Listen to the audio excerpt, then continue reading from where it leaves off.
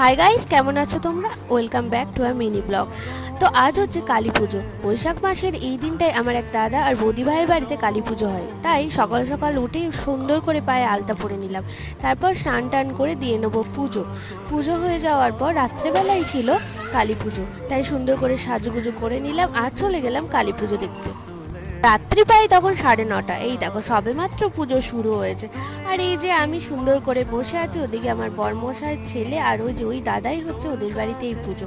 তো এই যে পুজো শুরু, দাদা তারপর পুজোতে বসে গেছে। এখানে চলছে পুজোর প্রথম প্রস্তুতি। এরপর চলছে মায়ের প্রাণ প্রতিষ্ঠা। মেবি এটা প্রাণ প্রতিষ্ঠাই বলে, কারণ আমিও ঠিক জানি না, তোমরা জানলে অবশ্যই কমেন্টে জানিও। আর এদিকে সুন্দর করে সবাই মিলে বসে পড়েছি। তারপর চলে এলো বৌদিভাইও এখানে পুজোতে বসে পড়েছে। আর এদিকে সুন্দর করে বৌদিভাইয়ের হাত ধরে চলছে মাকে ভালো করে সাজানো। তো আমার ছোট মনি ব্লগ কেমন